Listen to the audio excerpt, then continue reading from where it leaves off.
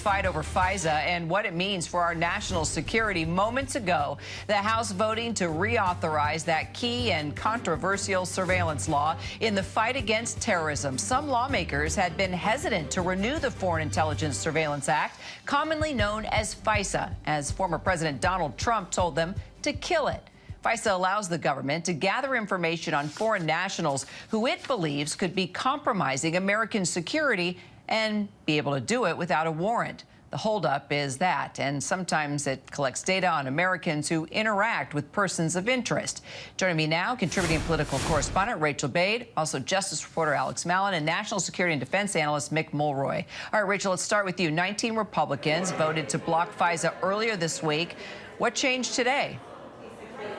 Yeah, Kira, there was definitely a cleanup effort behind the scenes, people trying to get to Donald Trump privately to explain to him that, look, his objections to this law weren't exactly valid, that he was sort of conflating two different things.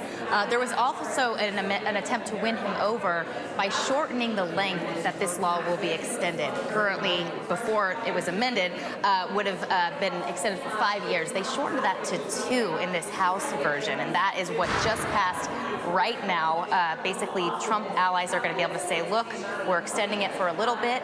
If Donald Trump wins the White House this fall, he's going to have a chance to change the law how he wants to, and that's how they got people on board, Kira. So, Alex, the FBI director says that the terror threat against the U.S. is surging because of the Israel-Hamas war. He was on the Hill yesterday urging lawmakers to renew the act. So what does the DOJ say about FISA and how crucial it is to our national security? Yeah, that's right, Kira. We haven't gotten a reaction in from them yet about this vote and the appearance that they are going to reauthorize this FISA program. But we heard from FBI Director Wray on the Hill yesterday just expressing how crucial this is, not to things just like combating cyber activity by foreign nationals, things like intel or other investigations, but specifically he singled out what we saw happen in Russia with that attack by ISIS-K operatives at that opera house. He says that something like that, targeting the U.S., something like a concert venue here, that is what raises the FBI's alarm. If this crucial tool for national security were to go away, it would prevent FBI analysts from being able to spot active plots such as that. So, Mick, as we know, former President Trump was wanting FISA to get killed here and claims that FISA was used to spy on his campaign. Was any truth ever found within that?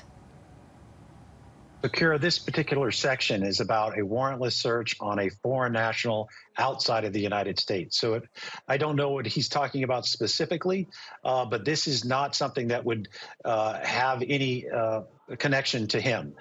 If an American is picked up on this, there are restrictions on how that can be used. They remove either the content of the person or the name or both. So this is specific to foreigners outside that may be threats to the United States that are outside the United States. It is a good thing that it passed, of course. It's surprising that it was, quite frankly, this controversial. All right, Rachel Bade, Alex Mallon, Mick Mulroy, thank you all so much. Appreciate it.